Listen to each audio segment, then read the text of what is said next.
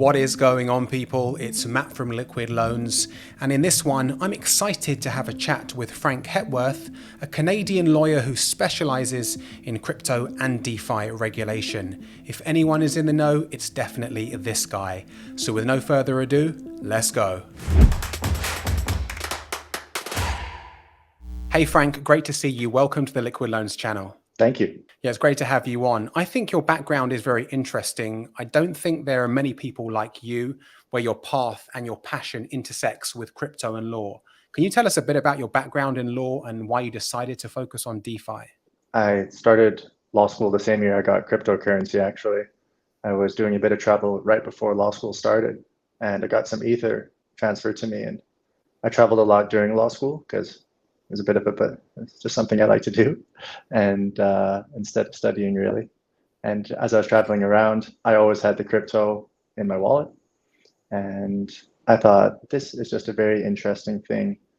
I was at that age where I wasn't really in the professional space yet. I was still very much a student. And so I didn't really have many opportunities to interact with cryptocurrency with my work. So it was very much an academic exercise for me. But as I was studying law and I was studying crypto at the same time, I thought I absolutely must combine these two because I'm in law school, so I'm going to become a lawyer. That is going to be my profession. But I actually find crypto far more interesting. So I can't foresee a future where I'm not integrating what I find most interesting into my job. And so very quickly, when things like law firm hiring began, I started marketing myself to basically everyone that I'm the cryptocurrency guy. And I made sure that I knew my stuff, and still all the time trying to make sure I know my stuff. And so there were law firms in Canada which is where I'm from, that agreed with me that crypto was going to be an industry where they would have a legal practice. And so I was hired by one of those law firms, which thankfully happened to be one of the best ones in Canada. And I began a career as a crypto lawyer. I was still a junior, so I was still very much at the bottom of the totem pole taking those crappy tasks.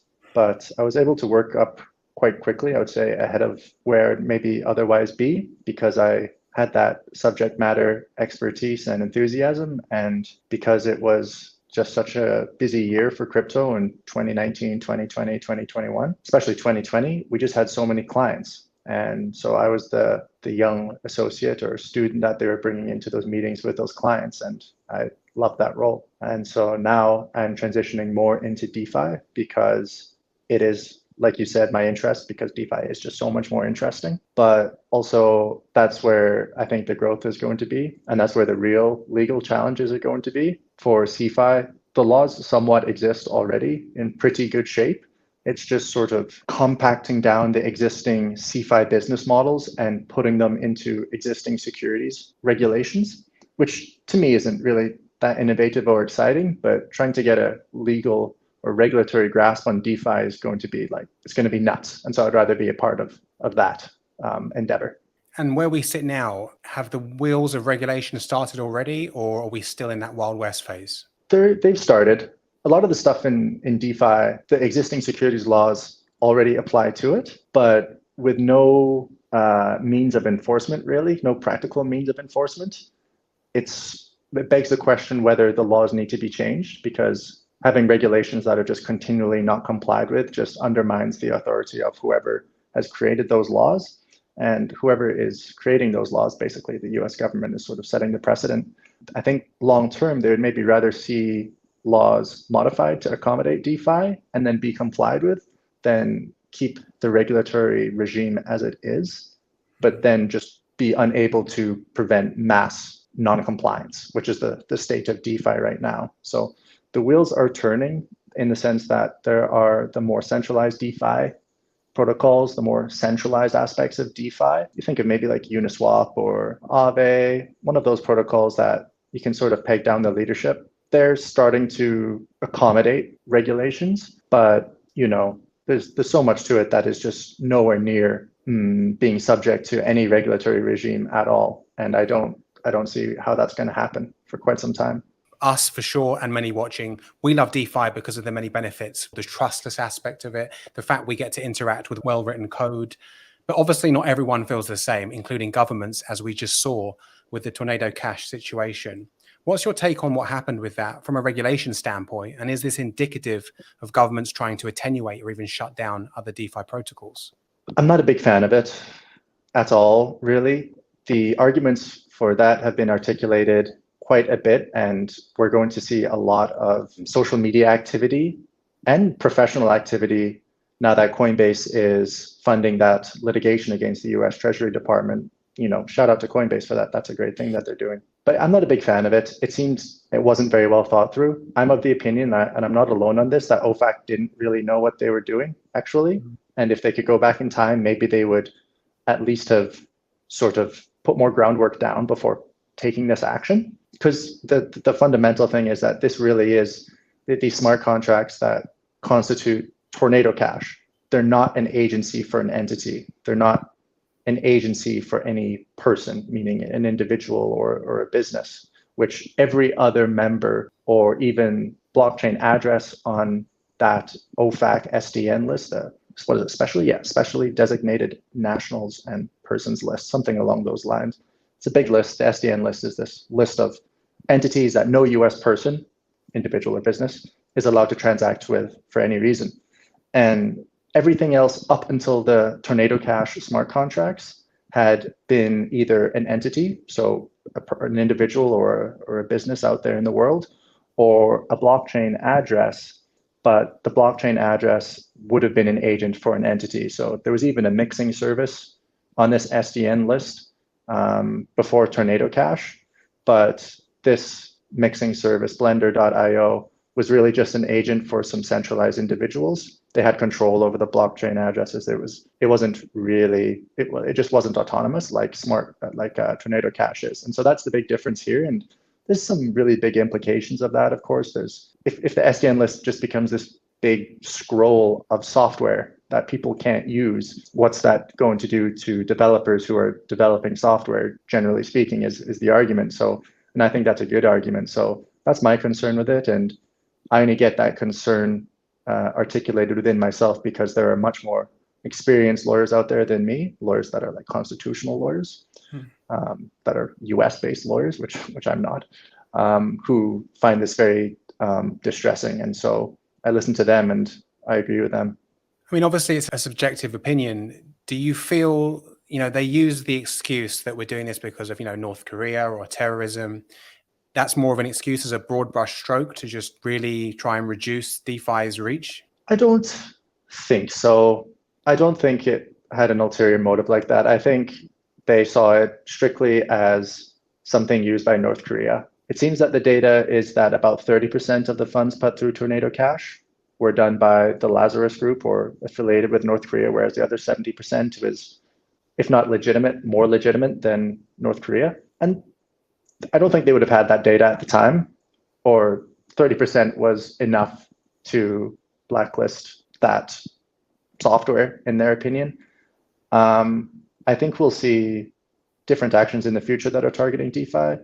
While I don't think that the placing of the Tornado Cash smart contracts on the SDN list was an attempt to really regulate DeFi as an industry, I think it really was just an attempt to prevent this tool from helping North Korea launder money. I do think in the 2 to 3 year horizon, we're going to see some more overt actions aimed at the DeFi industry. And as people are really talking about now these past couple of weeks, is we're probably going to see that on the validator level with Ethereum after the transition. I guess another question is, how do they regulate something they don't really understand? Do they hire people like yourself who are both regulation experts and DeFi and crypto experts? Yeah, they do. They'll be, I would like to think that they'll go about it in a pretty reasonable way. They'll talk to the industry and they'll listen to companies like Coinbase, which are being very vocal lately. They'll consult with institutions like Coin Center, which is a public advocacy think tank that advocates for things like DeFi. They were very vocal and upset about the Tornado Cash sanctions. And I think they'll do that. But they'll say there's a lot of activity in DeFi that we have to regulate because they are taking actions that are somewhat similar to our traditional financial industry. And we can't have two industries with the same actions existing under different regulatory regimes. We have to get them under one regulatory regime. And so they're going to implement the tools after consultation with industry experts, that they think will enforce that regulatory regime. I think they're going to realize as they're trying to go about it that they need to modify the regulatory regime because the tools they have will be insufficient to enforce it. What's your gut feeling? Obviously, nothing's going to be perfect. We all want stuff in an ideal world. But do you think it's going to be, in the long run, more positive, the regulation they bring in? I'm a pretty free market guy. So I don't know how much. It would have to be pretty minimal for me to consider it positive on the whole. Basically, if it's a fraud, I think there should be punishment. But beyond that, it's somewhat buyer beware. That's my sort of philosophy or my stance on this. I think there's too much regulation. I think there's too much securities regulation. I understand it, I learn it, and then I think this is too much. I don't think the cost benefit has been calculated or weighed appropriately for this regulation. I think what will happen is that the US is going to try pretty hard to enforce a regulatory regime on DeFi operators, the ones that they can get a grip on maybe the 5-year horizon. But on that 5 to 10-year window, there's going to be a lot of countries who realize that DeFi is good for their country, that we're not going to follow the US precedent when it comes to financial market regulation. US regulation applies to companies that are interacting with US residents, US-based businesses and non-US based businesses, protocols that are interacting with US residents. And so there's like a whole other world. And in my mind, I'm thinking South America, Africa, and Asia, at least Southeast Asia and Central Asia, that will say, hey, we've got young interconnected people, young internet connected people who are building small businesses in this infrastructure, raising capital, selling products and services, bringing in money to our country. We're taxing them. And what they're doing is not compatible with US regulatory laws because maybe they're selling tokens too early, they haven't done a public disclosure, things like that. But we don't care. It seems to be a good thing for us. And so we're just going to go with the flow. And so then I think we're going to see this far more competitive capital market take root in those economies. And then our established economies here in the West are going to have to decide, are we going to try and really reach out and regulate the entire thing on behalf of everybody? Or are we going to modify our regime to compete with these other places in the world? Hopefully the latter. So to sum it up, you're a proponent of freedom. I guess so. I'm a big freedom guy. Freedom takes funny forms sometimes, but yeah, big freedom guy, I guess. Is there anywhere in the world that you're looking at which seems a lot more inviting for digital assets and for people that want to hold crypto and is not so under the spotlight compared to the West? Let's say Canada, America, the UK? We're all in the same boat over here in the West.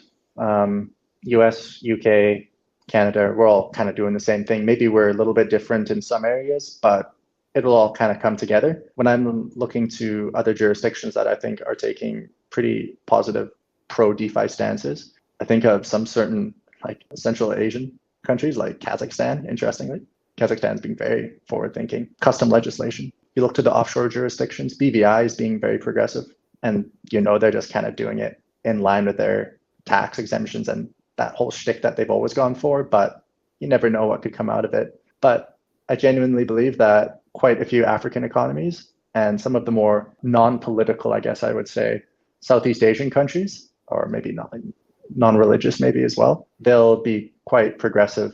So I'm thinking Thailand, Vietnam. Vietnam has a great crypto scene right now, and I think they'll embrace it. They are embracing it, and they've got no reason to adhere to, they don't have the whole thing is they don't have an existing capital market, right? They don't have Wall Street, they don't have a New York Stock Exchange. So why use the regime that was designed for those markets when you can just uptake this fantastic, far more efficient capital market that exists on the internet that your population is far more suitable to be using because your population is younger, they all have cell phones. This is just how they think. Why not just accommodate that infrastructure?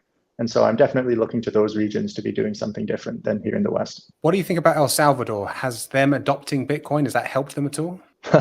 Based on the price today, I would say probably not. But I think we would agree on that. Like, what do you think? I think they did a great thing doing that. What do you think? I think it was good for the brand. I think it put, crypto in front of other people, and it was good to see that Governments are adopting it. I'm not sure the IMF are too happy about it. Yeah, But no, it doesn't seem that way. yeah, but in regards to the price, I think they're underwater by quite a bit, if I'm not mistaken.